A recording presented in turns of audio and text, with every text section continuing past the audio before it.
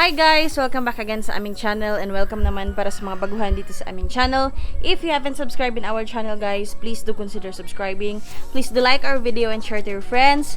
Do comment down below of course para sa mga katanungan nyo. And don't forget guys, ayan, like our page on Facebook. And we also have our TikTok account guys. Ayan, nandun yung aming aso na si Gigi guys. So, ayan guys, hello again. So today is another video. So ngayong araw na to guys, ay magliligo tayo ng mga sisiw. Kasi plan namin ni partner na later or mamayang hapon is magva-vaccine kami. So the weather today is very good guys. Napakaganda ng weather, napakainit. Mas maganda rin yan guys kapag nagliligo tayo ng mga sisiw natin. So disclaimer again guys ha, etong pamamaraan namin is nasubukan na namin makailang beses na.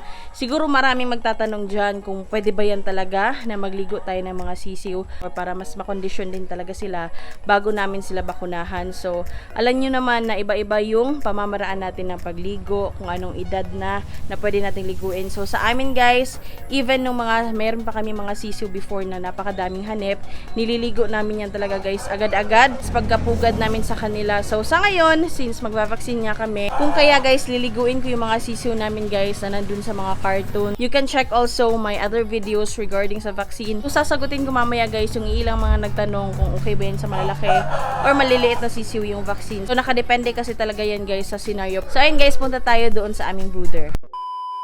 So dito naman tayo guys. So ayan, as you can see, ayan, walang mga ilaw sa loob guys kasi medyo mainit na nga yung panahon. And nilagyan namin to ng screen or yung mga net sa ibabaw guys para hindi sila lumipat. Eto guys, yung ating mga liliguin. Ayan po sila. So dito nasa 15 pieces ata to and crowded na rin talaga sila. Kung kaya guys, gagawa rin ako ng carton sa kanila mamaya na pinagdikit yung dalawa, yung ganito. Ayan na yung mga itsura nila. So almost black dito lahat guys. Merong isa lang yung nasa gilid na kakaiba or naiba. So yung dito rin, meron din tayo. Ayan, siguro dito mga nasa 10 lang to guys. Ayan yung mga sisiw dyan. So kapag naligo ko na to sila guys, ibibilad ko lang ng panandalian. And then, saka ko na din lilinisan yung kanilang mga carton dito o yung mga risal and everything. Para kapag bumalik sila dito mamaya is mas maganda na yung kanilang cartoon or mas maaliwalas na sa kanilang pakiramdam since magva-vaccine nga tayo mamaya. So, ayan guys, as preparation, ayan kuha tayo ng mga sabon na kailangan natin at yung ating 785 at nang maligo na natin sila. Yan nga pala guys, ibababa ko rin to, itong cage na to, itong dalawa, kasi yan yung paglalagyan natin sa kanila habang nagpapatuyo sila. So, expose ko lang yan dun sa baba or dun sa labas na merong init guys at na hindi naman sila masyadong malamigan. And eto, ika-car wash ko na lang yung tray na nasa baba. Kasi kung minsan guys, yung dito na area, inilalagay ko yan dito kapag umaga tapos ino-open ko yan kasi nga merong sunlight na pumapasok guys. So, mas maganda rin yun para sa ating mga sisiw. So, ayun guys, ibaba ko na muna yung aming dog cage na ginawa na namin chicken cage of course or para sa aming mga sisiw at na makapagsimula na tayo na magligo sa kanila.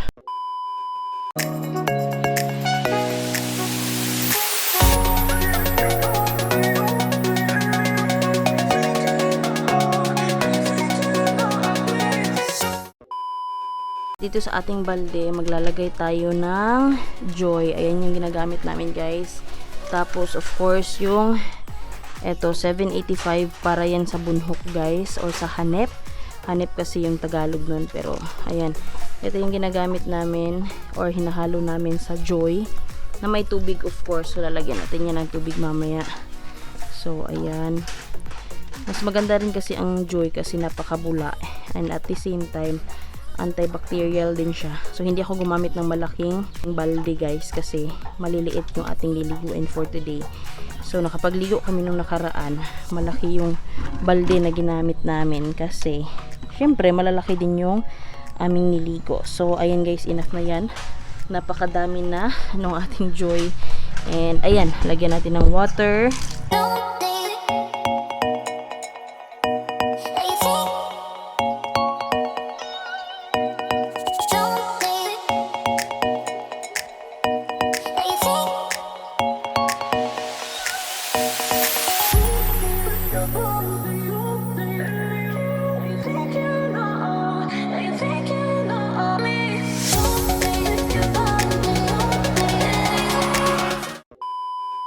Pinatay ko na yung mga ilaw and ayan na sila. So, kukunin na natin to bawat isa. Tapos, ilalagay ko lang sa basket, guys. Nag-car wash lang din muna ako nung kanilang paglalagyan, guys, right after na maligo. Para, pwede na natin silang mabilad agad-agad. So, inuna ko, guys, etong maliliit. Kasi, hindi sila makukulit and mas madali rin tong liguin. Lagyan natin ng pangtapal sa ibabaw. Dali na natin ito sa baba.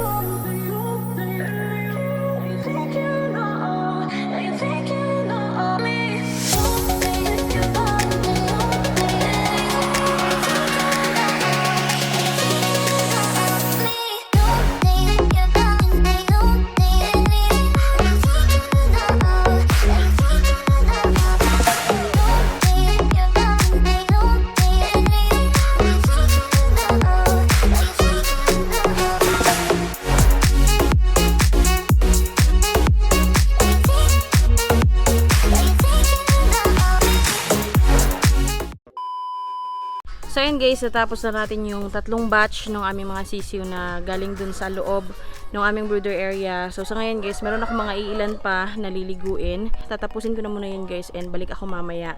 Kasi pinapatuyo pa rin natin yung mga sisiw. Hindi rin yan tatagalin kasi napaka-expose nila sa araw. Kaya nga naglagay ako ng pantakip sa ibabaw ng kanilang cage para nga hindi sila talaga mainitan na sobra-sobra. So meron silang spot or shade na pwedeng pagpuntahan kapag medyo mainit na sa pakiramdam nila. So bali ayan guys, yung mga ilang sisiw namin dito. Ayan, so naligo na namin sila or naligo ko na sila. So meron din tayong dalawa dito na sineparate ko kasi talagang napakatatapang nito. So yung iba dyan is napaliguan na yan ni partner. So ayan guys, tapos na tayo nagpaligo and as I promise you, ayan sasagutin ko tong tanong na to kung pwede ba yung maliliit lang yung bakunahan tapos yung malalaki lang ba maaaring bakunahan. Depende yan guys kasi para sa amin, ito guys ha, disclaimer lang, ito ay sa experience lang namin and mas better option na para sa amin in terms of pagbabakuna. So sa mga nagtatanong kung pwede ba na sisiw lang yung bakunahan, so kumbaga hindi nila isasama or hindi natin isasama yung mga malalaki, para sa amin guys pwede naman yan for as long as nakatry na magbakuna yung mga malalaki. Para sa amin pwede silang yung mga maliliit na lang din muna kasi nagagawa din namin yan guys or nagawa na rin namin yan and actually mamaya yung mga sisiw lang din talaga yung mga babakunahan namin kasi yung mga malalaki hindi pa naman sila nag-pass due dun sa kanilang first na mga vaccine or yung mga nakaraan na vaccine na nabigay namin sa kanila. So hindi na muna namin sila isasama for our vaccine for today. So yung mga sisiw lang talaga. So yung mga ilan naman nagtatanong na pwede ba na yung malalaki lang yung kanilang bakunahan and yung mga maliliit na which is siguro around let's just say 1 week old hindi na daw muna nila bakunahan. Para sa akin naman mas mainam din na kahit 1 day old or 2 days old is i-include na rin natin once na nagbakuna tayo dun sa mga malalaki kasi mas prone yung mga maliliit sa mga viruses in terms of yun na nga kapag hindi na bakunahan. So para sa amin mas maganda yun na Instead na yung malalaki lang, yung mga maliliit, yung kailangan din na isama na lang talaga. Sayang naman din yung isang formulation ng bakuna. 170 pesos guys is still 170 pesos. So, pinaghirapan din natin yung perang yan. So, mas mainam na isama nyo lahat. So, disclaimer guys, iba-iba tayo ng pamamaraan. Pwedeng meron kayong option dyan na mas better, mas maganda. Pwede nyo na rin yung subukan or yung mga may kakilala kayo na mas maganda yung kanilang pagbibigay ng vaccine. Pwede yan guys. Walang problema doon. Yun lang yung mga ginagawa din namin dito sa aming yard na nakabuti din naman sa awa ng Diyos sa aming mga alagang shamus.